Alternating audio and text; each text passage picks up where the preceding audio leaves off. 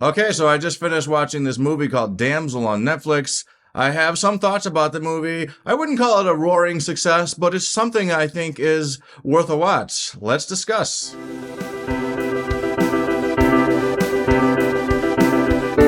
So Damsel is a movie that stars Millie Bobby Brown, Robin Wright, Ray Winstone, Nick Robinson. So to get started, I'm going to read to you the premise of this movie. This movie is about a damsel who agrees to marry a handsome prince, only to find out that the royal family has recruited her as a sacrifice to repay an ancient debt.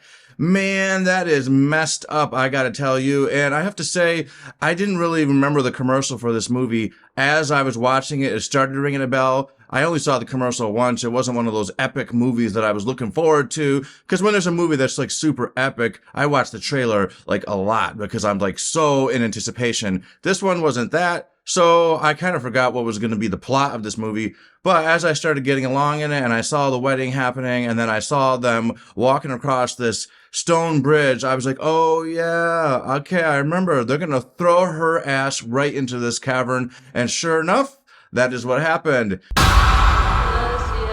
Man, that is a horrible way to end your wedding day. Just not a good wedding. Millie Bobby Brown is doing a lot for Netflix. Since her emergence in Stranger Things, she has decided that she doesn't want to be known only for 11. She's taken on a lot of roles. She's got the Enola Holmes franchise, and this is a good add to her resume. She's playing kind of a badass action heroine in this movie. And a lot of the movie, yeah, she's a victim, but she is, she did a good job. I thought she was doing pretty well in this movie. I'm quite proud of her. I think that if anyone from the Stranger Things cast is going to have a strong future, it's going to be her and Finn Wolfhard. I hope I said his name right. I don't have it memorized, but I think she did a pretty good job in this movie. Robin Wright, as always, she's playing a total bitch.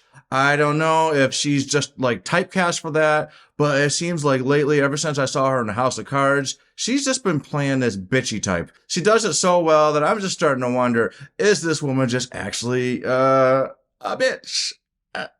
Ray Winstone is in this movie, and actually I was kind of excited to see him because I like this guy. He's got a cool voice to me. The Departed, and he had another movie a few years ago, actually more than a few years ago now, probably 10 years ago at least, and it also had Robin Wright, and that was called Beowulf. It was a CGI kind of movie, and I thought that was a really good movie. It has like a really interesting message to it about greed and what people are willing to do to have money and to have status.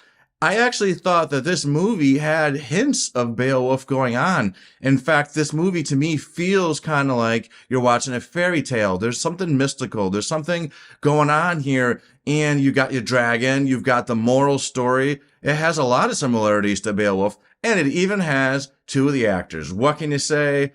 That's interesting. The special effects in this movie were mostly pretty good. I thought the dragon looked pretty convincing. We've seen a lot of dragons throughout Hollywood, and some are better than others. I think that for a Netflix movie, the dragon looked pretty good in this movie, and I also just thought the Atmos track was great. The voice to the dragon was just going all over the speakers. I have to say, every time I see a movie with a dragon, they always just really bring out this oomph to the voice, and I love it. It reminded me of Smog in the Desolation of Smog movie with Benedict Cumberbatch. I thought his dragon sounded super badass. Just all this bass just resonating through the speaker. And they had that in this movie. The fire, the cracks of the rocks falling all over the place. It was a really well done soundtrack. Kudos to Netflix for yet another great Dolby Atmos mix. So my final thoughts, I think this is a pretty serviceable movie. It's not going to win any awards. It's not going to get high praise, but I think Millie Bobby Brown did a pretty good job in this movie. It's a pretty middle of the road kind of movie. It's not going to scratch your Game of Thrones itch. It's not going to necessarily make you feel like you're watching The Lord of the Rings or anything to that kind of scale. But I think this is a decent movie. It's certainly worth a watch. I'd give this movie a 7 out of 10.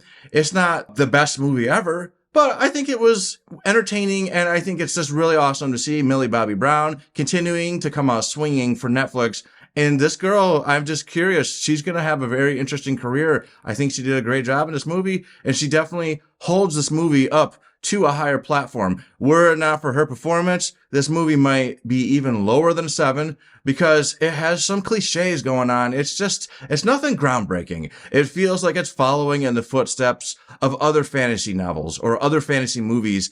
And that's a shame. This mold, how much can you really reinvent it? I'm not sure. Maybe I couldn't do any better, but that's my thoughts on this movie. What do you think? Did you see this movie? Do you plan on watching it? If you saw it, please let me know what you thought in the comments. And as always, if you want to see more things like this review, please subscribe to this channel. I would really appreciate it. And that's all I got to say. Later.